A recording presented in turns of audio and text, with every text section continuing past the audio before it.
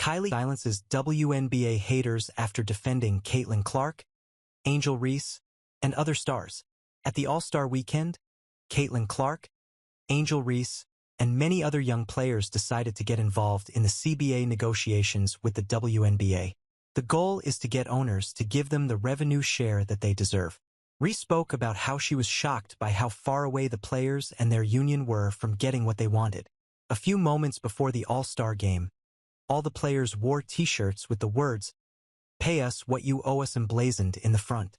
Since Clark and Reese, the most influential players in the league, were up front and center of it, their stand gained traction.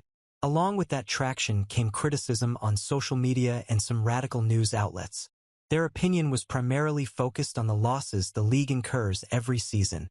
They believed that with those losses on their heads, it made no sense for the players to be demanding a pay raise.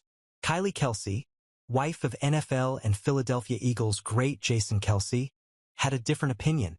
The mother of 4 daughters reiterated that the current revenue share the players enjoy was set when the WNBA's revenue was minuscule. Over the last few years, that has changed, and so should their share of the new revenue about to come in. Kylie Kelce continued to talk about the difference between what Caitlin Clark, Angel Reese, and other WNBA stars are looking for. She went on to explain why these women deserve to be paid a fair share of the revenue. As per the 33-year-old, the women of the W are responsible for bringing in the new $200 million revenue from the upcoming media rights deal, as well as the massive increase in ticket and merchandise sales. Since the value of WNBA teams has soared 6 times since the last CBA, it is only fair that the women who have had a direct impact on that increase get their due. Kelce hopes these women, who are role models to young girls, can be appreciated for what they are worth. Kylie Kelce's words might reach the WNBA, but they have less than 100 days to agree to a deal with its players. The October 31st deadline is fast approaching, with very little time left to organize major meetings like the one they had at the All-Star Weekend. Therefore, the onus will be on the union and its player representatives to lead the discussions. With their stand, the players have made it clear that they want to get what they deserve. However, there is a major difference between wanting something and getting it. If the league continues to play hardball, all the social media support the players can garner will not make a dent.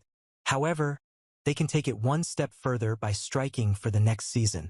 Work stoppages can force the hand of the league and its owners. Not only will they lose out on next season's revenue, but they can also potentially destroy all the growth they have enjoyed so far. On top of that, players could move to unrivaled or other leagues abroad to compensate for their loss of income.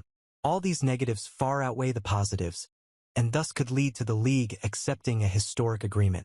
Far outweigh the positives, and thus could lead to the league accepting a historic agreement.